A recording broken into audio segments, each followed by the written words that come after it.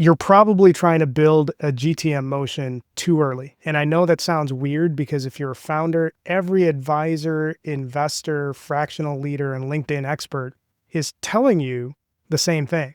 You need outbound, you need content, you need a newsletter, you need a podcast, you need demand gen, you need all of these things. But here's the problem. You don't even know what motion deserves to be professionalized yet. If you're early, you probably don't have clean product market fit. You probably don't have a fully validated ICP. You probably don't even know the exact problem language that makes your buyer stop and pay attention. You probably don't know which trigger event creates urgency. And there's a long list of things that you don't know, but most importantly, you probably don't know the actual pain that your customer is dealing with and who owns that pain. You have a theory, and that's not enough because a theory doesn't give you signal. And this is where a lot of founder-led companies get themselves into trouble. They start hiring and automating around assumptions that the market hasn't validated yet. That's how you end up with a sales team selling the wrong story, a marketing team creating content around the wrong pain, a founder avoiding buyer conversations, and a CRM full of activity that looks impressive right up until you ask the only question that matters. Is any of this creating traction? Now, I've seen that happen over and over again. A founder builds something that makes sense in theory. They raise a little money or bootstrap their way into the market, and then they start copying GTM motions of companies that are 5 stages ahead of them. They build tight qualification criteria before they've earned the right to be selective. They write cold emails around a vague value proposition that's never survived a real buyer conversation. They post generic thought leadership because somebody told them consistency matters. They hire a seller and expect that seller to magically convert confusion into pipeline. And then when it doesn't work, they blame the channel. The outbound doesn't work. Content doesn't work. Podcast doesn't work. Whatever you tried doesn't work. The problem isn't the channel. The problem is that we keep trying to scale GTM before we understand the market. And this is where we can take a page out of the one-person startup and apply it to GTM. For those of you who aren't aware of what the one-person startup looks like, Sam Altman talked about this, that we're going to see more and more people launch companies that include just one person on the team. And this is easy to do with AI and vibe coding, where you can launch a product that is good enough for the marketplace and use that to gain your first batch of customers. So now what you're seeing is that the execution gap of launching something becomes tiny. And the lessons from that, basically what you're seeing in the tech space, is that all of those technical functions are getting shrunk down into 1 or 2 people within an organization. That makes it much easier for you to launch a product. And there's a lesson there because you can take that same lesson and apply it to GTM. Now, traditional GTM, when you're established, you have somebody handling sales, somebody handling marketing, somebody handling partnerships, another person handling product, customer success, all of that sort of stuff. And as an early stage founder, you're doing all of those things, and you might be feeling stretched because you have to create bandwidth for yourself. And the way to create bandwidth for yourself is to borrow a page from the one-person startup idea that Sam Altman was talking about. And I think that's part of the conversation that people are missing.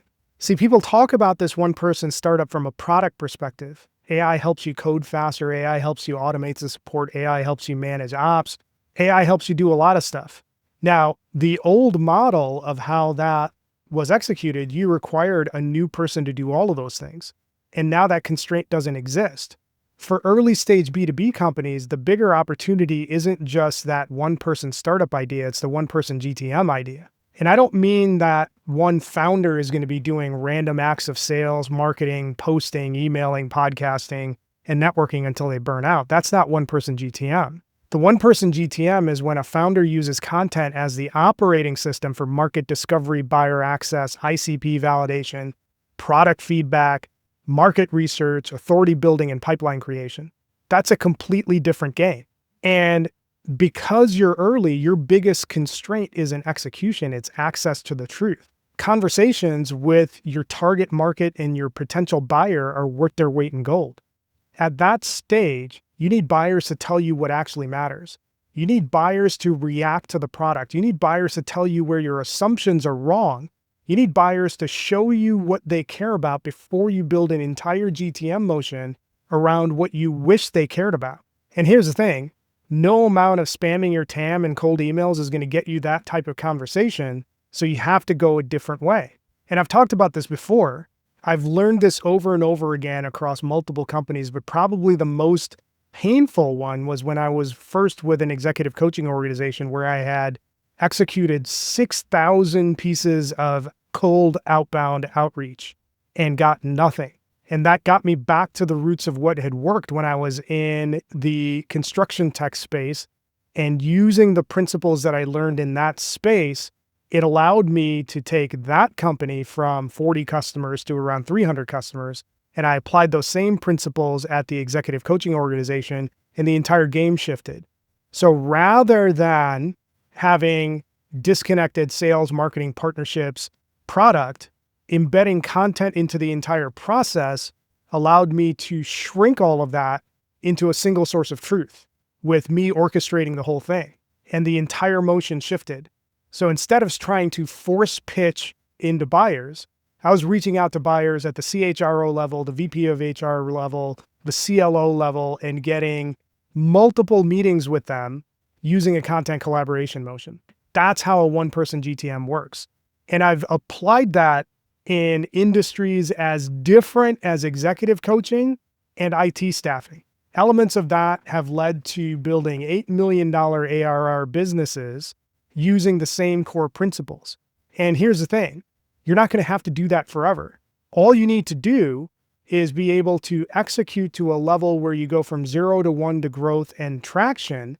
And once you're at traction, you can expand that out because now you've actually built out that playbook. If you want to know exactly how this works across all of those industries, let me know and drop me a comment, and I can actually build a playbook. So if you're in staffing, if you're in HR tech, TA tech, ed tech, executive coaching, I can do a deep dive session where I build a playbook for that type of organization. So let me know in the comments. And while you're at it, drop me a follow so that way you don't miss any of my future episodes.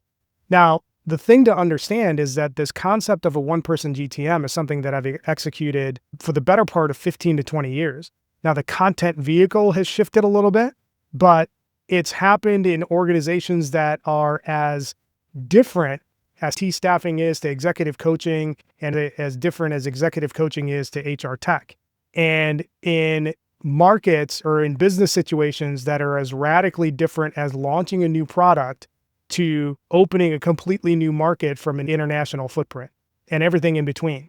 What happens is when you start executing at this level, you not only are establishing your brand in their marketplace, but more importantly, you're building that learning engine.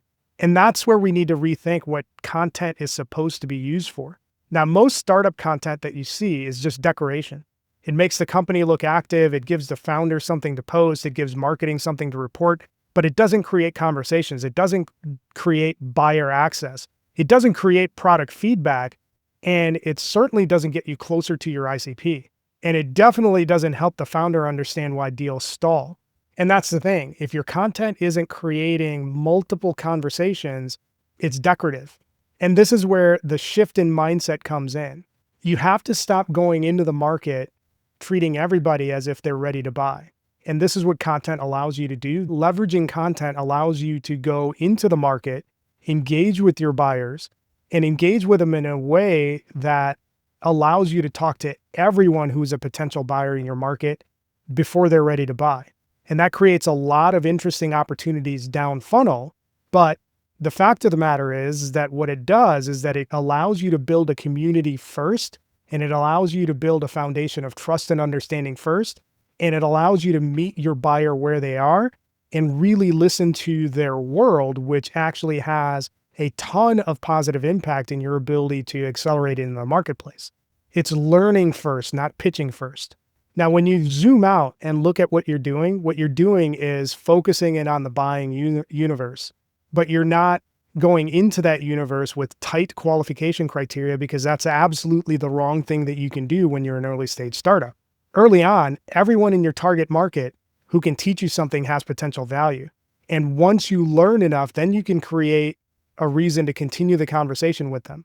and you start interviewing them about the problems that they're facing. You listen for the language, the urgency, the triggers, the friction, the buying process, all the product gaps. And you turn all of those conversations into market-facing content. You use the insights that you're gaining from your actual potential buyer, and you use that to improve your outbound. And those relationships turn into pipeline, and you use the feedback to improve product. And that's how you actually create a flywheel. And the starting point is creating the opportunity to have a conversation. So when we think about this, and particularly when we think about the one-person GTM, it's a perfect vehicle for that 0 to 1 stage of a B2B startup. This is right in the founder's wheelhouse. This is perfect for those founders who come out of product or engineering, who've never formally sold and want to sell in a way that's authentic to them and remove the friction and the ickiness of the process. That one-person GTM model that I'm talking about is something that could pay massive dividends for early stage startup founders. It's not about replacing future sales and marketing teams. It's about setting the foundation up properly so your future sales and marketing teams can really accelerate growth and get you positioned to scale. So what do you think? We see over and over again a bunch of one-person startups that are on the product side. What do you think about the one-person GTM as a concept, as an idea? I have example after example on how this actually works and how effective it is. I'd be curious to get your thoughts on why you might be hesitant. Drop those in the comments. Hopefully you liked this conversation. Make sure you drop me a comment and let me know what you thought of it. If you liked this discussion, you'll probably like this playlist and this episode, so make sure you check those out. And don't forget to tune in on the next episode. I'll have new episodes every week talking about how early stage B2B founders can go from 0 to 1 to growth to traction. Talk to you next time.